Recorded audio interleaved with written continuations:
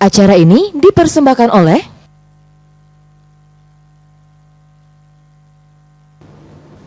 Assalamualaikum warahmatullahi wabarakatuh. Pemirsa di rumah, apa kabarnya? Kembali lagi program Kesehatan Jendela hadir menjumpai Anda. Program Jendela membahas mengenai beragam permasalahan tentang kesehatan. Pemirsa, kita akan kembali lagi tentunya membahas mengenai kanker dengan jumlah kasus yang terbanyak, yaitu kanker payudara, dan menjadi salah satu penyebab kematian utama akibat kanker ini tentunya, dan karena sebagian besar pasien kanker payudara datang berobat pada stadium lanjut. Padahal jika terdeteksi dini dan segera diterapi, sebetulnya kanker ini bisa dikalahkan dengan deteksi dini kanker payudara. Dan tentunya pada malam hari ini sudah hadir di tengah-tengah kita tentunya bersama Dr. Kemas Muhammad Ishak Indra Kusuma, SPD Subspesialis Onkologi Konsultan dari Rumah Sakit Muhammad Husein Palembang. Dan langsung saja kita berkenalan bersama dokter kita pada malam hari ini. Halo, selamat malam dokter. Selamat malam Mbak Desti. Aduh, ini stylish sekali dokter kita pada malam hari ini ya. Ini kalau yang mau berobat sama dokter ini pasti seneng ini, langsung sembuh kayaknya ya dok ya. Gimana ini dok kabarnya? Alhamdulillah sehat. Sehat ya dok ya. Ini panggilannya dokter Ishak ya dok ya. Ishak. Baik dokter, pada malam hari ini kita akan membahas mengenai deteksi dini kanker payudara. Ini boleh sedikit dokter, kalau untuk seberapa penting ini kalau untuk kita harus peduli tentunya untuk melakukan deteksi dini kanker payudara ini sendiri dok? Iya, jadi seperti yang telah diberitakan sama Mbak Desti tadi ya, kanker payudara ini untuk saat ini kanker pembunuh ya nomor 1 pada wanita. Dimana angka kejadiannya itu di dunia untuk wanita itu nomor 1 di dunia, dan juga angkanya itu nomor 1 yang membunuh, terutama khususnya di Indonesia ya. Untuk di Indonesia itu sendiri angka kejadian kanker payudara itu nomor 1 ya, paling banyak yang datang. Tentunya kalau dibandingkan dengan digabungkan antara laki-laki dan perempuan, memang kanker paru-paru dan kanker cervix itu lebih banyak. Tapi untuk emang angka membunuh dan angka kejadian untuk kedepannya itu paling banyak angka kanker payudara. Oleh sebab itu tidak hanya yang usia dewasa tua ya, untuk zaman sekarang ini trennya sudah sedikit bergeser ya Mbak Desti ya. Sudah banyak angka kejadian kanker payudara itu usianya 40 tahun ke bawah. Oleh sebab itu kita dengan deteksi dini kita bisa mencegah ya, melawan agar kanker payudara itu bisa kita tangani dengan baik ya. Baik, berarti memang untuk angka kematian sendiri nomor 1 ya berarti ya dokter ya untuk kanker payudara ini sendiri. Dan untuk seberapa pentingnya berarti memang sangat penting, karena untuk melakukan deteksi dini ini tadi dokter katakan bahwa kurang dari 40 tahun itu sudah banyak sekali ya dokter ya yang sudah terkena kanker payudara.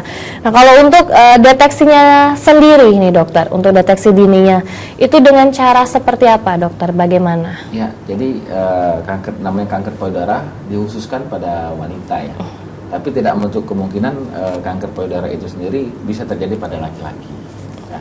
Oleh sebab itu memang good newsnya untuk laki-laki memang angka kejadian sangat sedikit ya, kurang dari 1%. Tapi untuk wanita, karena kanker payudara paling banyak pada wanita yang berkembang dan dipengaruhi hormon kewanitaan, jadi kita bisa lakukan deteksi dini sejak usia dia mendapatkan menstruasi ya. Biasanya untuk saat ini kan rata-rata anak-anak wanita, anak-anak gadis ya, perempuan menstruasi itu di sekitar usia 14 sampai 15 tahun ya. Walaupun memang hanya sedikit kasus-kasus kanker payudara itu di bawah 17 tahun ya, tapi angka-angka penelitian-penelitian yang sebelum-sebelumnya itu ada juga yang kanker payudara usia 17 tahun malah Mbak Desti, ada yang 18 tahun.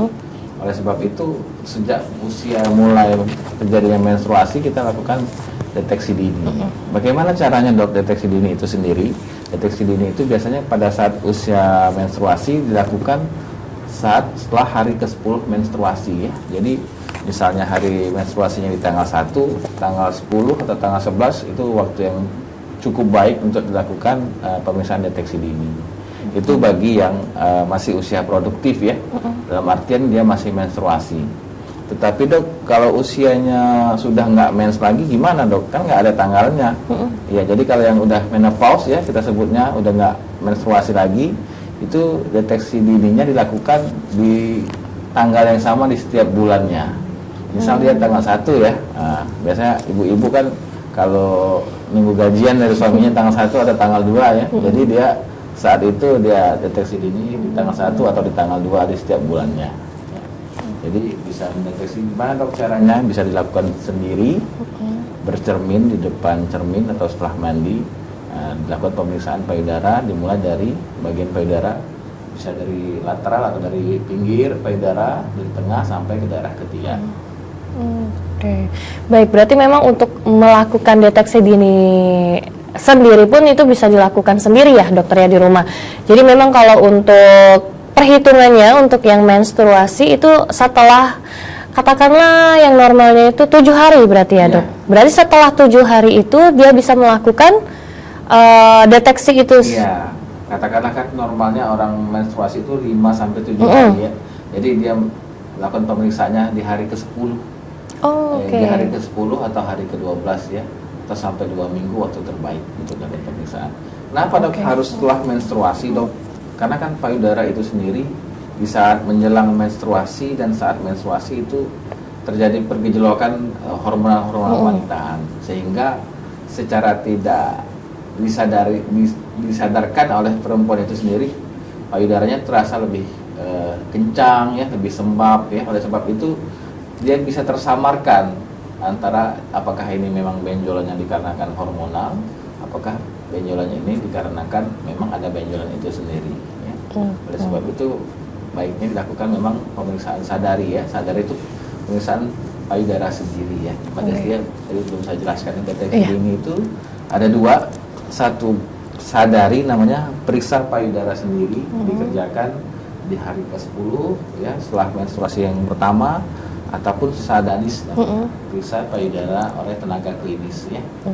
Jadi dilakukan oleh dokter biasanya, ataupun kalau sekarang di puskesmas bisa dilakukan oleh bidan-bidan yang kita latih. Baik. Baik dokter, kalau untuk sadari dan sadanis tadi ya dokter ya, kalau sadari ini sendiri kan memang kalau untuk kita sendiri bisa melakukannya di rumah, tapi kebanyakan memang banyak yang belum mengetahui ini dokter untuk sadari ini sendiri. Nah kalaupun memang dia tidak bisa melakukan sadari, ini bisa kan sadanis ya dokter ya tadi ya, bisa langsung ke rumah sakit ya dokter ya, atau ke vaskes bisa. Ke vaskes juga bisa. Puskesmas bisa ya. Nah, kalau untuk mengetahui gejalanya sendiri nih dokter, kalaupun kita tidak melakukan sadari dan sadanis, itu gejalanya itu seperti apa untuk kanker payudara ini sendiri dok? Jadi ya kalau kita bilangnya kanker payudara yang paling sering itu 80% yang gejala yang ditimbulkan adalah adanya timbul benjolan ya Mbak Desti ya. Benjolannya seperti apa dok? Bisa benjolannya teraba di daerah payudara ataupun teraba di daerah ketiak ya. Kenapa bisa teraba di daerah ketiak? Karena aliran kelenjar dari tumor itu sendiri berjalan dari payudara sampai ke arah ketiak ya. Kalau kita bilangnya ketiak itu ekornya, nah, jadi kalau payudara itu kepalanya ya. Jadi 80% timbulnya adanya benjolan ya. Jadi selain ada benjolan, apalagi dok kira-kira? Pertama, dia bentuk payudaranya tidak simetris ya, dalam artian tidak simetris. Kalau kita bahasanya itu legok ya, atau bahasa Palembangnya kempot ya. Jadi payudaranya seperti tertarik ke dalam karena ada benjolan. Jadi kalau kita bercermin terlihat di cermin, wah ternyata kenapa payudaranya agak sinkron ya, agak tertarik sedikit ya. Bahasanya kalau kayak mobil itu kayak kempot habis ditabrak, nah itu bisa juga karena ada benjolan di dalam ya. Terus juga adanya perubahan kulit ya. Perubahan kulitnya seperti apa dok? Yang paling sering kalau dia sudah mengenai daerah kulit, pertama adanya perubahan kulit berwarna seperti kemerahan nih, seperti adanya suatu infeksi, tetapi dia tidak ada rasa-rasa nyeri dan tidak ada rasa demam. Kedua, bisa warnanya pucat ya, seperti kebiruan ya. Kalau kayak kita terbentur ya, pucat bisa seperti itu karena terjadinya sumbatan pembuluh darah di dalamnya. Terus yang paling mudah kita kenali itu seperti kulit jeruk ya.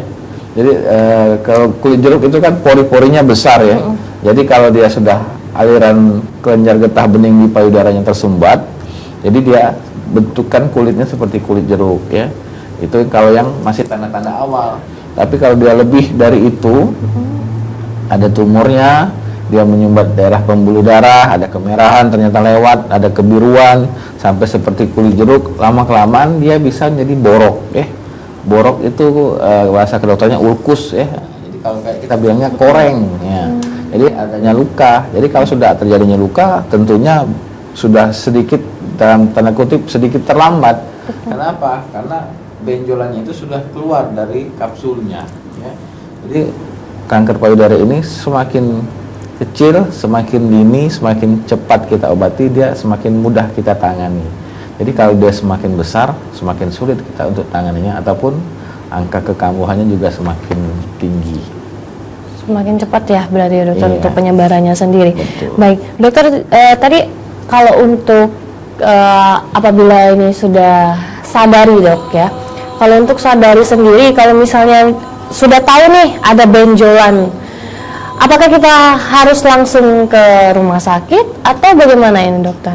Ya, jadi kalau kita periksa sadari ya, di bulan sekarang bulan April ya, misalnya ada bulan April kita merasakan ada benjolan, terus dia dilakukan di bulan ini sudah menstruasi, ada benjolan, dia seperti ragu-ragu apakah ini memang benjolan biasa atau benjolan karena menstruasi.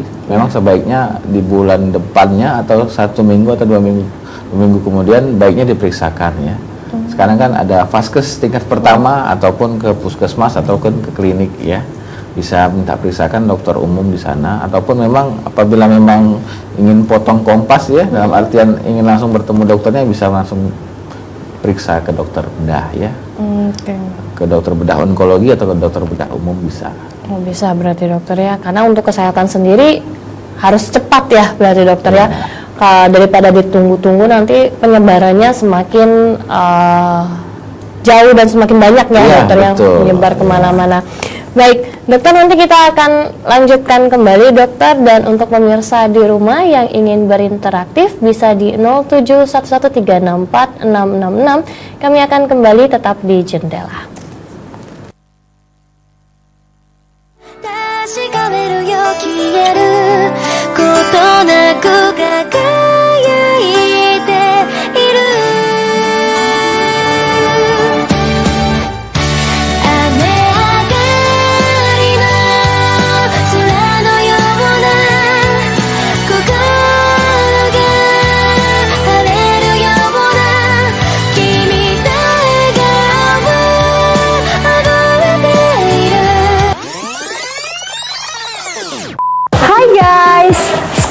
Pendaftaran di Polwirawan Jalan RSMH wajib menggunakan pendaftaran online, yaitu daftarin aja. Untuk link pendaftarannya bisa kalian cek di bawah ini. Dengan daftarin aja, pendaftaran lebih mudah, lebih cepat, tidak perlu antri, dan tidak perlu membawa banyak berkas. Untuk pendaftarannya sudah bisa dilakukan mulai H-5 sampai minimal H-2.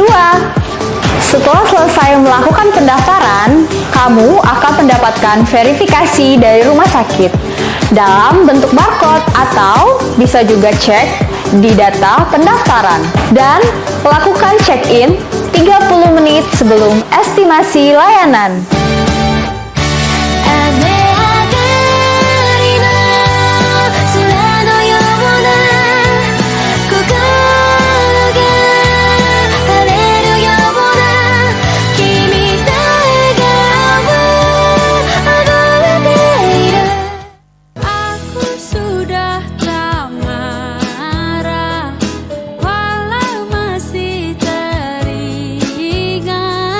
Semua yang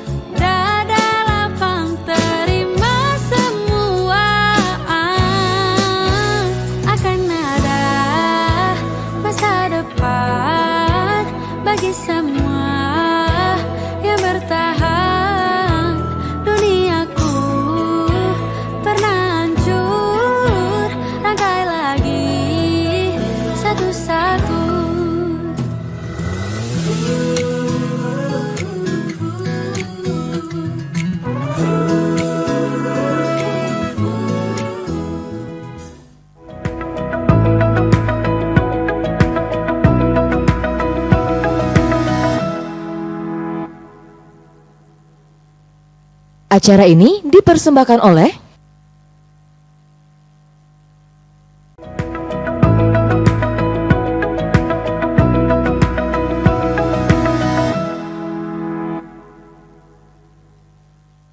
Acara ini dipersembahkan oleh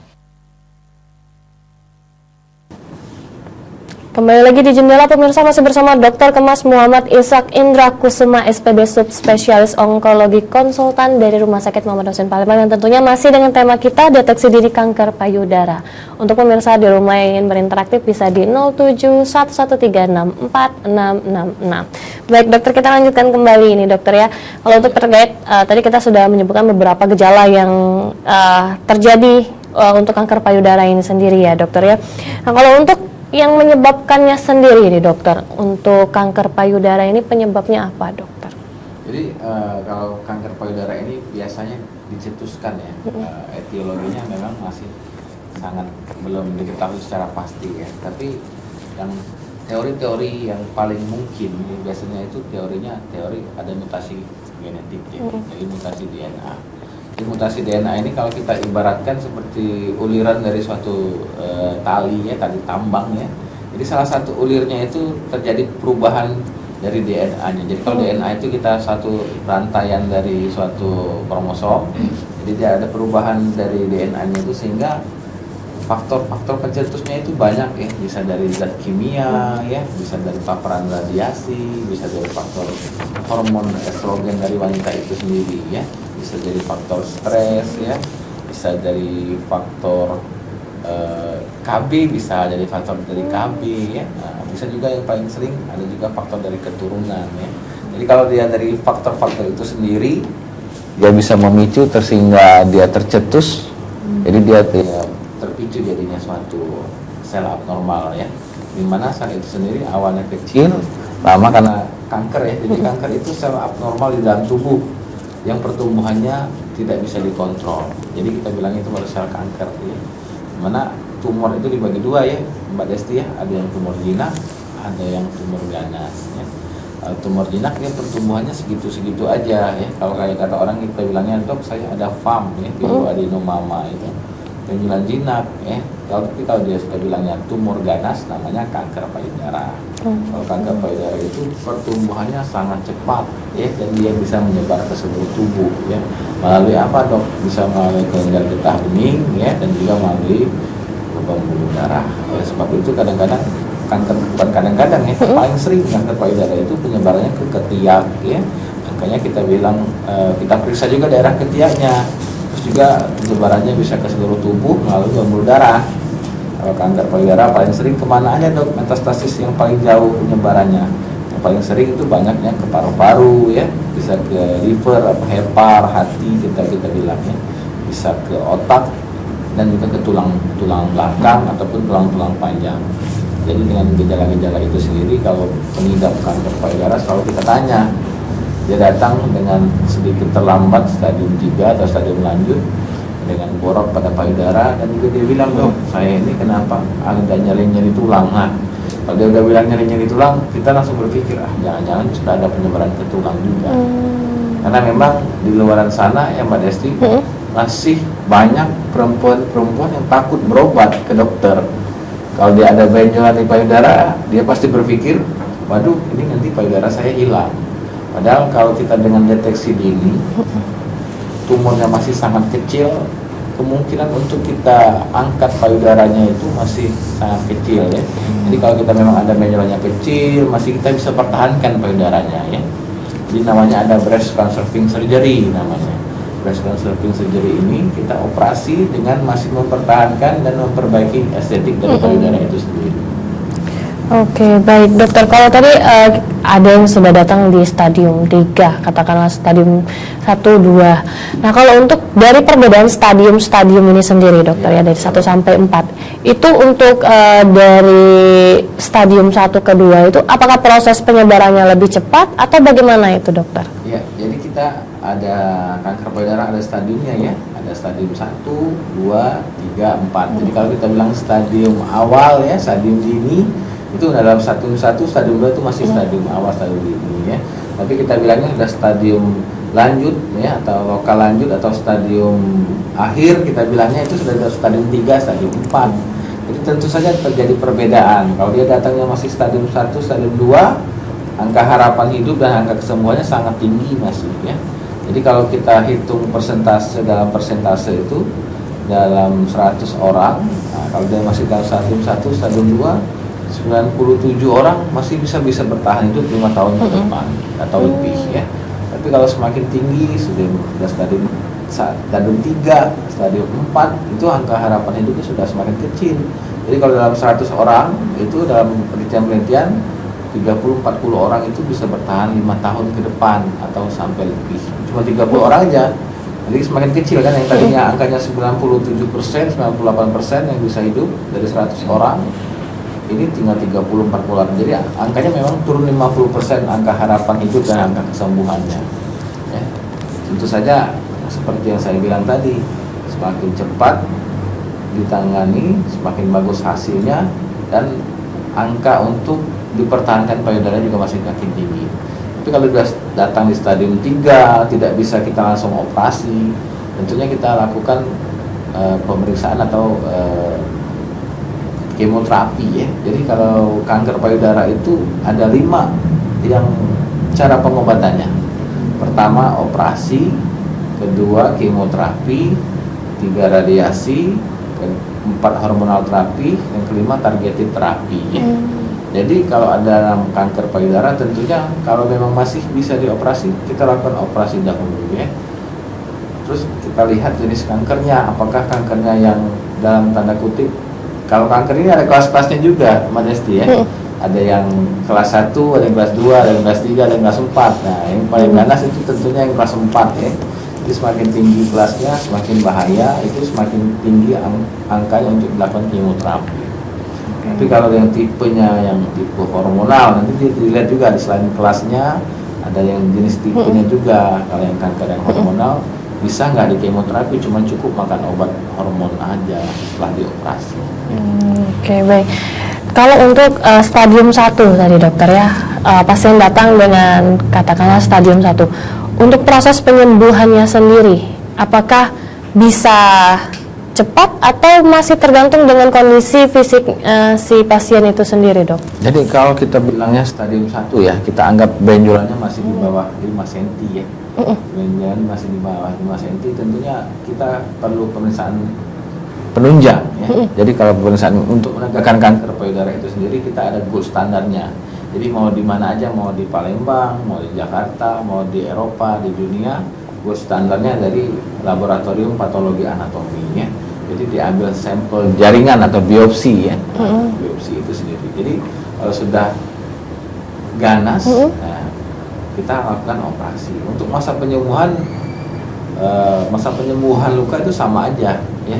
Jadi kalau masa penyembuhan luka itu rata-rata ya 7 sampai 2 minggu untuk proses penyembuhan luka. Tapi kalau masa penyembuhan apa nih? Bilangnya penyembuhan kankernya kah atau proses penyembuhan dalam tahap operasi? Kalau proses penyembuhan tahap operasi semua orang sama ya, 7 sampai 14 hari itu proses penyembuhan operasi. Tapi kalau kita bilangnya kanker itu kita bilangnya bukan sembuh, tapi kita angka kesintasan hidup, Mbak Desti. Jadi kalau kita bilangnya kanker, kita bukan bilangnya sembuh, tapi angka kesintasan hidup ya. Jadi kalau bahasa penelitiannya survival rate-nya, kalau kanker itu stadium 1 90% ya, ataupun overall survival rate 5 years-nya dalam 5 tahun. Kalau stadium 1 97% ya. Jadi angka harapan hidupnya sangat tinggi. Jadi kalau angka kesembuhannya juga sangat tinggi ya. Kalau stadiumnya udah lanjut, survival rate-nya juga semakin rendah tadi seperti saya bilang.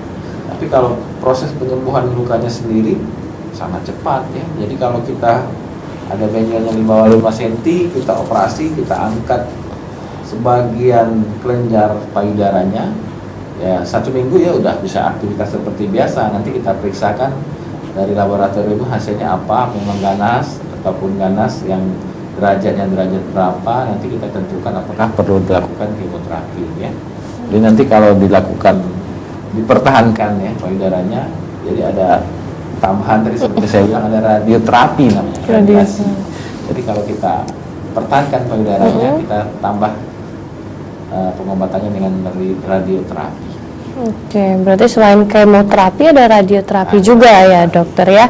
Itu tergantung dari stadiumnya atau dari stadium 1 pun sudah harus dilakukan radioterapi itu dok? Jadi kalau kita ada persyaratan ya, nah, jadi kalau kanker payudara walaupun dia ukurannya kecil ya, tapi dia terletak hampir di seluruh bagian dari payudara. Jadi kalau payudara itu kan kita bagi namanya kuadran ya, ada kanan atas, ada kanan bawah, ada kiri atas, ada kiri bawah, dibagi 4 kuadran ya. Jadi kalau yang memenuhi syarat benjolannya hanya di suatu kuadran, masih bisa kita lakukan pertahankan payudaranya. Nanti setelah operasi kita lihat di laboratorium jenis tipenya. Nanti setelah itu, setelah proses penyembuhan luka, baru ditambahkan radioterapi. Radioterapi itu sinar radiasi untuk membunuh sel-sel yang masih ada di sekitar payudara bekas kita operasi tadi, agar angka kekambuhannya juga semakin turun ya, sehingga kankernya nggak kambuh-kambuh lagi. Jadi untuk mematikan sel-sel kanker tadi ya dok. Oke, baik dokter. Kalau untuk kanker ini sendiri dokter, kanker payudara ini sendiri, apakah bisa disembuhkan dok? Tentu saja. Jadi seperti yang saya bilang tadi, dengan deteksi dini kanker payudara ini angka kesembuhannya sangat tinggi ya. Kesintasan penyakitnya sampai 5 tahun ke depan, sampai 10 tahun sangat tinggi ya. Jadi kanker payudara kita bilang survivor ya. Survivor itu yang bisa bertahan di atas 5 tahun sampai 10 tahun ya. Jadi kalau dia anggapan dia terkena di usia 50 tahun, dia udah lewat 5 sampai 10 tahun sudah dibilang penyintas kanker. Nah, kalau kita sudah bilangnya penyintas kanker, bisa dikatakan dalam tanda kutip sembuh dari kanker itu sendiri. Ya, jadi kalau dia stadium dini, seperti saya bilang, angka kesintasannya sangat tinggi. Ya. Jadi dia udah 5 tahun ke depan sudah nggak kambuh-kambuh lagi tumornya atau kankernya, kita bilang wah dia sudah survivor cancer namanya. Jadi sudah bisa dikatakan penyintas kanker. Dan juga untuk pemirsa jangan takut, di Palembang khususnya ini sudah banyak organisasi-organisasi penyintas kanker payudara. Jadi itu kayak suatu kelompok ya, satu kelompok untuk organisir, memberikan semangat, memberikan pengetahuan ya. Walaupun ada saudara-saudara kita di luar sana yang masih sulit untuk mendapatkan transportasi ataupun yang kurangnya pengetahuan ya, nanti dibantu sama mereka, edukasi dibantu ya. Karena memang khususnya untuk di Indonesia ini ya, karena mungkin negara kita negara kepulauan ya, jadi untuk berobat ke kota ya bahasanya ya, karena bedah onkologi ini tentu saja nggak terlalu banyak di Indonesia, kita belum sampai 300 ya. Jadi memang pusatnya masih di pusat kota, di provinsi, jadi memang yang terlambat seperti itu memang kebanyakan dari daerah. Oleh sebab itu memang deteksi dini ini kita masukkan ya, kita masukkan di TV, masukkan di radio, masukkan di pelayanan-pelayanan puskesmas ya, agar bisa digapai sampai ke unsur daerah paling terjauh dari negara kita. Oke, baik. Berarti memang kalau untuk kanker payudara ini sendiri bisa disembuhkan ya dokter ya. Tapi memang untuk stadiumnya memang kita harus lihat lagi ya dokter ya. Karena untuk kalau stadium 1, 2 masih bisa untuk kita perlambat ya dokter ya. Kalau untuk 3 dan 4 itu sepertinya perlu usaha lebih ekstra lagi ya dokter ya. Masih bisa kita tangani, tapi memang agak ekstra seperti dia bilang tadi, agak lebih cukup sulit, walaupun memang masih bisa kita kontrol ya.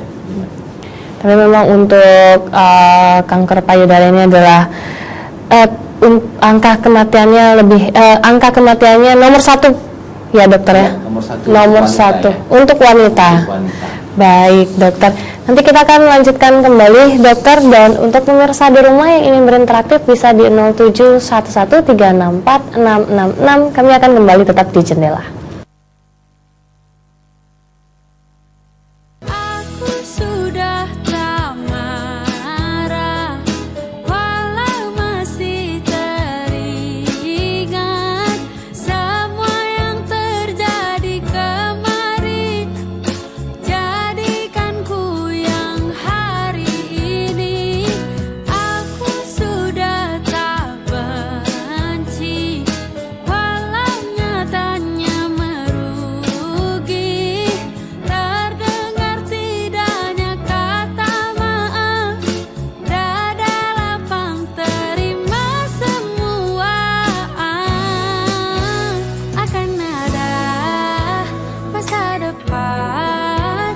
bagi semua yang bertahan. Duniaku pernah hancur, rangkai lagi satu-satu.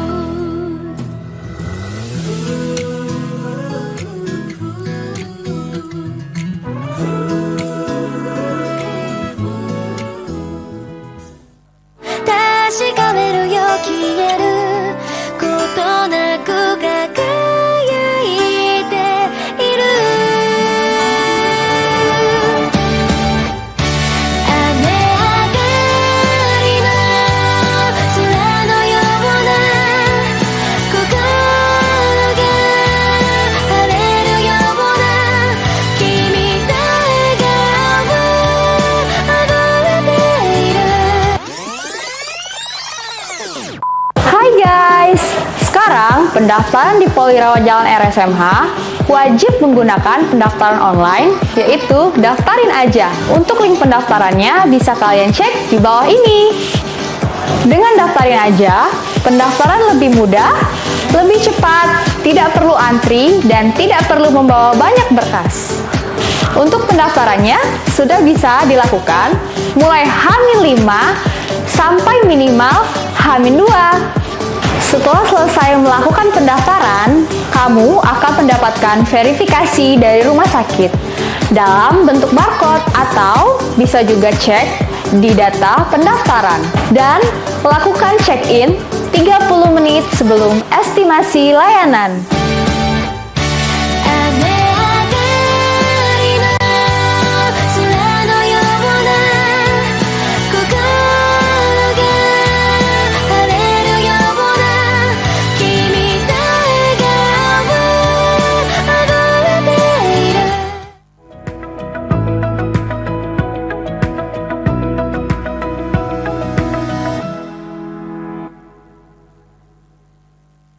Acara ini dipersembahkan oleh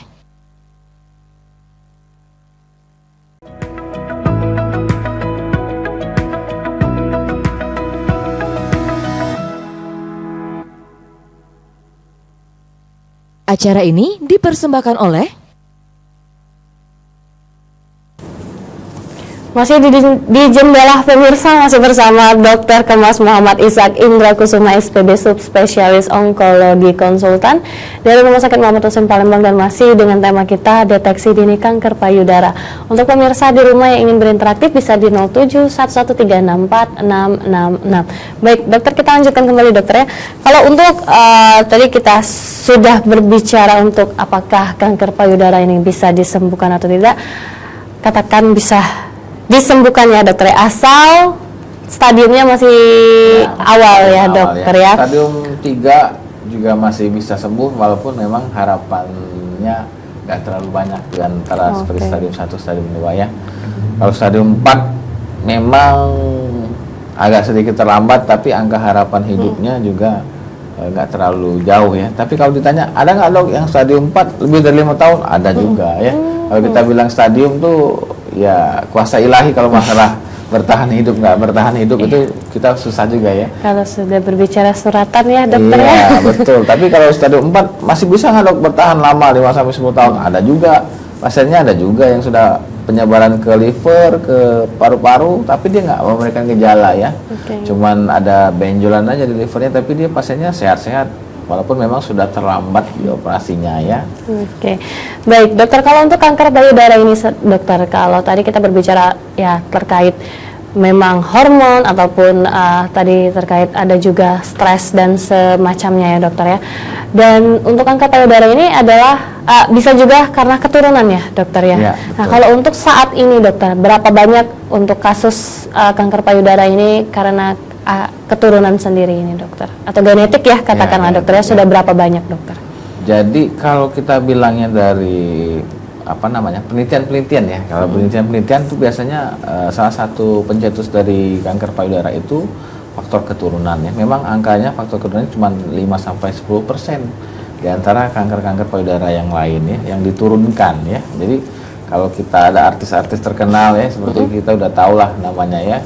Jadi itu dia ada faktor genetik yang diturunkan. Jadi kalau kita misal ya ada saudara atau orang tua ya, saudara sepupu atau paman atau bibi ya sakit mengidap kanker payudara, kita bisa cek dari darah ataupun dari jaringan ya, untuk melihat apakah ada mutasi-mutasi genetik tadi untuk mencegah. Jadi kalau dia ternyata ada benih, bahasanya ada benih-benih genetika yang bisa menyebar, dia bisa lebih waspada, deteksi dininya lebih 2 kali lipat dari orang-orang biasa. Jadi memang kalau yang ada keturunan dari kanker payudara, memang dari kepustakaan atau penelitian-penelitian sebelumnya itu memberikan angkanya 1,5 sampai 2 kali lebih beresiko dari orang biasa ataupun perempuan biasa. Jadi kalau memang faktor keturunan, deteksi dirinya harus lebih gencar lagi, dan kalau memang dia memang mau periksa untuk pemeriksaan BRCA namanya ya, untuk melihat adakah sel-sel ganasnya yang belum berkembang ya. Jadi seperti saya bilang, mungkin kita semua ini ada benih kankernya, tapi tidak ada faktor pencetus sehingga tidak berubah jadi kankernya. Itu ya, Mbak Desti. Oke, baik. Ini kita ada pertanyaan ini dokter yang melalui Instagram kita. Ini dari Dewi Zaisha. Oke, apakah kanker payudara bisa sembuh total, dok? Nah, pertanyaannya, apakah kanker payudara bisa sembuh total? Baik, terima kasih dari Mbak Dewi ya pertanyaannya. Dari Dewi Zaisha. Ya, dari Instagram kita. Ya. Bagus sekali pertanyaan seperti yang sudah dibahas tadi ya. Apakah bisa sembuh total? Jadi kalau kita bilangnya kanker ya, seperti saya bilang dari sesi sebelumnya, kita bilangnya angka kesintasan, angka harapan hidup ya. Tentu saja kalau dibilang sembuh total itu kalau dia sudah bisa bertahan 5 sampai 10 tahun ke depan. Ya, jadi bisa dibilang sebagai penyintas kanker ya. Jadi kalau kita dibilang penyintas kanker, dia dikatakan bisa dikatakan sembuh ya. Tapi bisa nggak dok di atas 10 tahun dia kambuh lagi? Masih bisa. Ya, jadi memang kalau kita bilangnya kanker ini dikatakan sembuh total tuh nggak bisa kalau kita bilang sembuh total ya. Jadi kalau kita sudah sekali terkena kanker, memang harus rutin untuk selalu kontrolnya dari awalnya kontrol bulanan, naik 3 bulan ya, naik per 6 bulan kontrolnya pemeriksaan, naik 1 tahun per 1 tahun, per 6 bulan 1 tahun, nanti setelah 5 tahun baru 1 tahun sekali kita kontrol ya. Setelah 10 tahun apakah masih tetap kita harus kontrol atau enggak, dok? Ya, kita sarankan untuk pasiennya tetap kontrol setahun sekali kalau sudah di atas 10 tahun. Ataupun memang kalau memang ada gejala-gejala tadi ya. Jadi kan kalau dia udah diangkat benjolannya, tentu saja gejala yang akan timbul, tentu saja akan timbul benjolan baru lagi ya. Nah, benjolan ataupun memang kalau dia yang bandel, dia di tempat lama bisa nggak tumbuh lagi, tapi dia langsung nyebar ke tempat yang jauh. Nah, seperti saya bilang tadi, tempat yang jauhnya di mana, dok? Bisa di liver ya, bisa di paru-paru, bisa di otak, bisa di tulang. Jadi dia memberikan gejala yang berbeda. Misal dia tumbuhnya di paru-paru, pasiennya ngerasa sesak, dia datang kontrol ke kita udah ada 10 tahun nih dia nggak datang nih, dia bilang udah sehat ya. Terus dia bilang, dok, kenapa ya dok? Saya akhir-akhir ini ngerasa sesek jalan sedikit sesek ataupun suka batuk-batuk, dok. Saya makan obat batuk tapi masih batuk-batuk. Nah, di situ kita mulai berpikir, wah, jangan-jangan ibunya ada kekambuhan. Kita mulai tanya lagi, ibu teraba ada benjolan nggak? Masih kita tambah ada benjolan lagi nggak, bu? Ternyata nggak ada. Mulai kita cari ke tempat yang jauh ya. Jadi kalau kanker itu mainnya 4 tempatnya tadi ya, penyebarannya. Kita carinya di otak dengan keluhannya sakit kepala yang tidak bisa hilang, ataupun makan obat sakit kepala tumbuh lagi dia sakit kepalanya, datang lagi. Terus sesak napas, jalan sedikit sesek, terus juga suka batuk-batuk itu ke paru-paru ya. Kalau ke liver dia keluhannya seperti nyeri ulu hati, begah, kayak sakit mah. Oh ya. Jadi pasiennya datang biasanya keluhannya paling sering, dok saya ada nyeri ulu hati, kayak nggak enak perutnya. Wah, itu udah tanda-tanda nih. Jangan-jangan dia ada penyebaran ke sana. Ataupun nyeri-nyeri tulang, kayak rematik, dok, kayak rematik gitu. Oke. Baik dokter, ini kita ada penelpon, kita angkat dulu sebentar ya, dokter. Boleh. Halo, selamat malam. Halo, selamat malam. Ya, halo, selamat malam. sama dokternya. Ibu Yaya, halo, selamat malam. Iya, mau tanya sama dokter, Mbak. Iya, boleh silakan Ibu. Iya, ini dok, apa kanker payudara itu keturunan? Kan karena ada keluarga saya yang kanker payudara, apakah bisa kena dengan yang lain begitu? Oke, terima kasih Ibu Yaya ya di KM7 ya. Mungkin Ibu Yaya tadi sedikit terlambat ya. Tadi sudah saya jelaskan nih Ibu Yaya. Ibu Yaya mendengar suara saya ya? Ya, mungkin Ibu Yaya lihat di TV aja ya. Jadi kalau apakah kanker payudara itu keturunan, Dok? Iya, kalau saya jawabnya iya. Jadi kalau yang ada riwayat family tree-nya ataupun garis keturunannya ada yang mengidap kanker payudara. Misalnya apa, Dok? Yang tentunya yang lebih dekat ya. Misal saudaranya, orang tuanya, sepupunya ya atau neneknya itu bisa lebih 2 kali lipat lebih beresiko untuk mendapatkan kanker payudara. Jadi kalau ada saudaranya yang mengidap kanker payudara, wah dia harus lebih waspada, harus lebih sering sadarinya ya. Jadi harus ya bukan berarti harus parno ataupun gimana ya, tapi harus tetap selalu melakukan pemeriksaan ya. Selain sadari ataupun memang dia ragu, bisa dilakukan mamografi ataupun USG payudara ya. Gitu. Baik, berarti memang walaupun tidak cukup dengan sadari, ini bisa dilakukan sadanis ya, berarti dokter ya. Kalau untuk Ibu Yaya sendiri, karena mungkin ada rasa takut ya dokter ya, karena ada keturunan, jadi mungkin bisa dilakukan sadari dengan waktu yang memang sudah ditentukan ya dokter ya. Ya, maksudnya tuh lebih giat lagi itu bukannya tiap hari dia periksa, tetap dilakukannya tiap bulan tapi lebih mendetil ya. Ataupun memang kalau dia ragu langsung sadanis, langsung periksakan ke dokter. Ataupun memang kalau dia malu ke dokter dulu, bisa dia minta pemeriksaan tambahan, dilakukan mamografi ataupun USG payudara ya. Jadi periksaan penunjang dari kelanjutan dari sadari, sadanis, ada pemeriksaan penunjangnya tuh pemeriksaan USG payudara.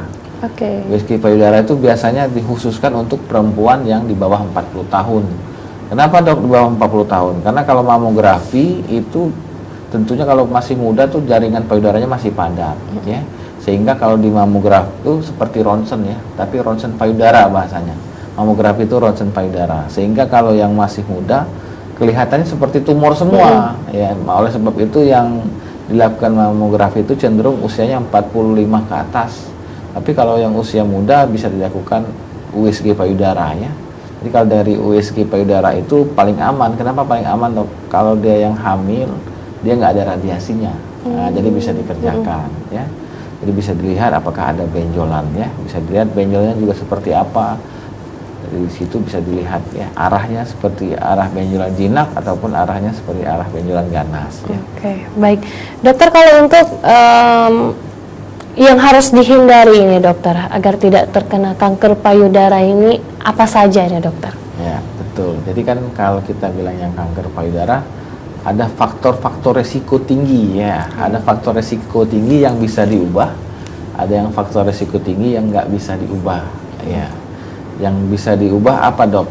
Pertama dari lifestyle ya. Lifestyle itu biasanya dari gaya hidup ya.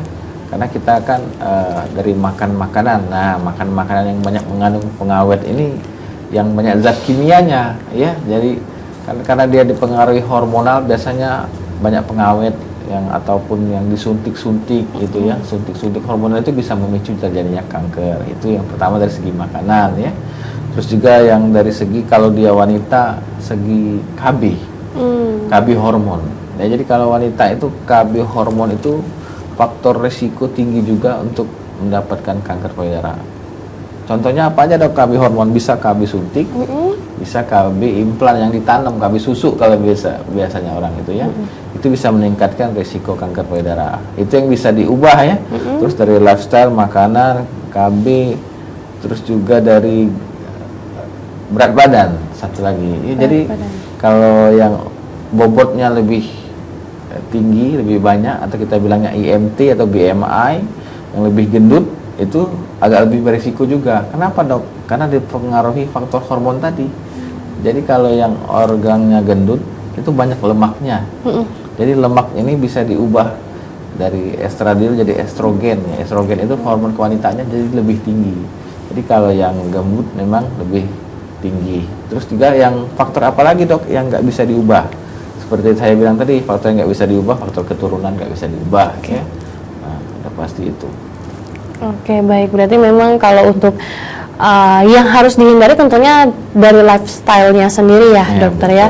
Ya memang tidak menutup kemungkinan memang untuk tidak hanya kanker payudara saja, semuanya pun memang harus tetap kita harus hidup sehat ya, dokter ya. Makan makanan yang memang pengawet tadi ya dokter ya, untuk dikurangi, dan juga itu tadi agak sedikit yang berat badan itu ya dokter ya, memang yang harus kita jaga ini. Baik dokter, kalau untuk penyakit kanker payudara ini sendiri dokter, apakah menular dokter? Ya, seperti yang saya bilang tadi ya, dia itu kan sudah ada benihnya di dalam dirinya ya. Jadi dia bukan kayak penyakit menular ya, seperti infeksi menular seksual ya, ataupun penyakit TBC ya. Jadi kalau penyakit kanker itu tidak menular ya. Jadi jangan khawatir ya untuk ada yang keluarganya terkena kanker, justru dukungan dekat dari keluarga itu modal utama pasien untuk bisa survive menghadapi penyakitnya. Jadi kalau ada saudara kita yang terkena kanker ya jangan dikucilkan ya, dan juga jangan dijauhi.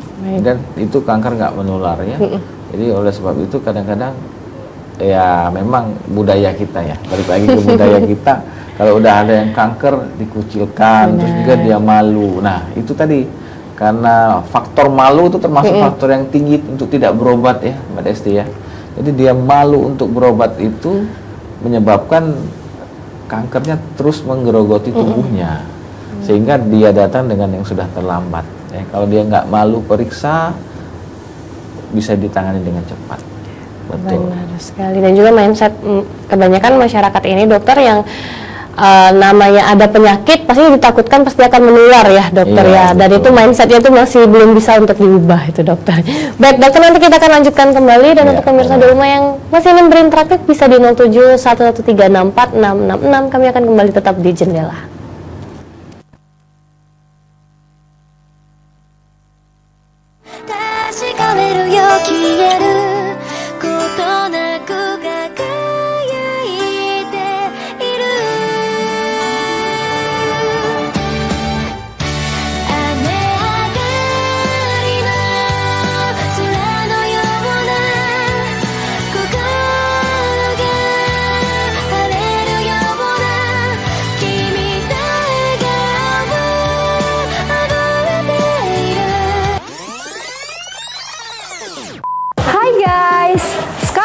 Pendaftaran di Polirawa Jalan RSMH wajib menggunakan pendaftaran online, yaitu Daftarin Aja. Untuk link pendaftarannya bisa kalian cek di bawah ini.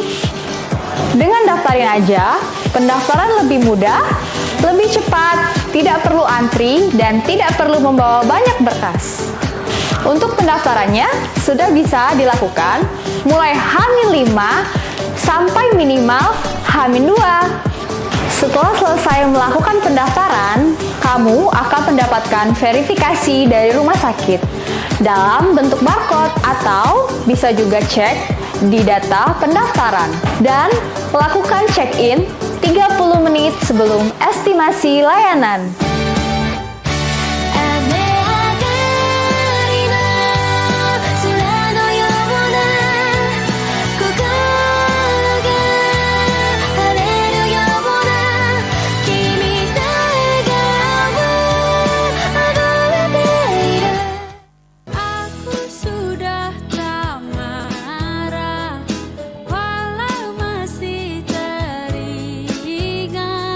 Semua yang terjadi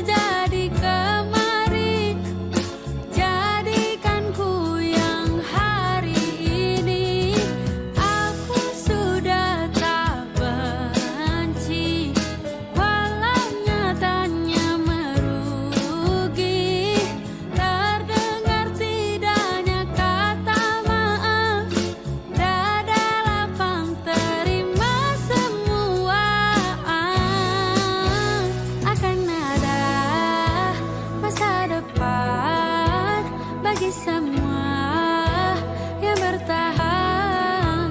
Duniaku pernah hancur, rangkai lagi satu-satu.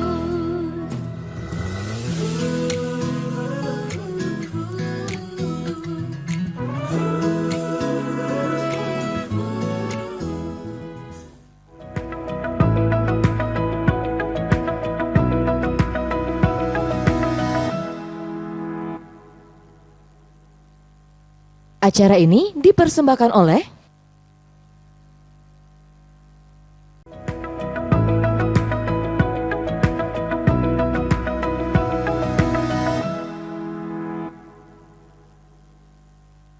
Acara ini dipersembahkan oleh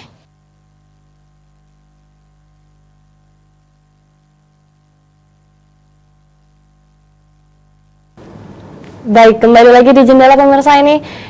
Di segmen terakhir tentunya ini dokter terkait pembahasan tentang deteksi dini kanker payudara tadi sudah kita bahas banyak ya dokter ya, terkait untuk stadium sendiri, bagaimana cara penyembuhannya dan juga pemeriksaan untuk sadari ini sendiri ya dokter.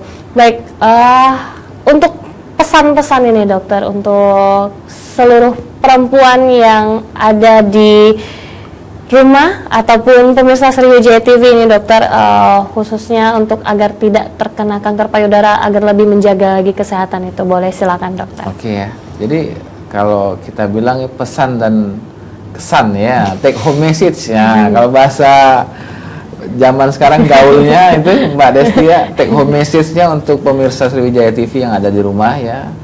Jadi jangan takut untuk berobat ya, jangan malu untuk berobat, memeriksakan dirinya, terutama seputar benjolan atau kelainan pada payudara ya. Jadi semakin dini, semakin cepat kita periksakan, kita obati tumor atau kanker payudara itu, semakin baik hasilnya untuk ke depan, semakin mudah kita tangani ya. Dan yang paling penting, semakin dini, semakin cepat, semakin kecil pula kemungkinan untuk kehilangan payudaranya. Dalam artian kehilangan payudaranya gimana dok? Kita masih pertahankan payudaranya, nggak kita buang semua payudara itu ya. Jadi kalau semakin kecil, semakin dini, semakin baik, dan angka untuk kehilangan payudara itu semakin kecil ya. Kalau sebab itu, marilah kita bersama-sama dari diri kita sendiri, dari keluarga kita, dari orang terdekat, tetangga, masyarakat, tempat kita bekerja ya, saling mengingatkan kalau ada yang merasakan ada kelainan-kelainan dari payudara itu sendiri ya, bisa kita periksakan atau saling memeriksakan, atau memang kalau ragu baiknya segera periksakan ke pelayanan kesehatan terdekat ya. Baik, berarti memang harus selalu, bukan selalu sih ya dokter ya, memang ada waktu-waktunya, jadi memang tidak setiap hari, memang setiap bulan ini dokter ya, setelah untuk perempuan ini setelah menstruasi 7 hari setelah 7 hari setelah menstruasi itu bisa dilakukan sadari ya dokter ya. Walaupun memang tidak puas dengan melakukan sadari, ini bisa dilakukan dengan sadanis ya dokter ya. Baik, terima kasih banyak dokter Kemas Muhammad Ishak Indra Kusuma SPB Subspesialis Onkologi Konsultan ya dokter ya, dari Rumah Sakit Muhammad Husain Palembang. Terima kasih banyak dokter sudah berbincang-bincang dengan kita pada malam hari ini. Dan pemirsa, demikian dialog kesehatan Jendela pada malam hari ini. Banyak sekali informasi yang bisa pemirsa dapatkan karena kami menghadirkan pakar yang ahli di bidangnya. Saksikan terus Jendela hanya di Sriwijaya TV. Saya Desti Rizky pamit undur diri. Terima kasih. Wassalamualaikum warahmatullahi wabarakatuh. Selamat malam.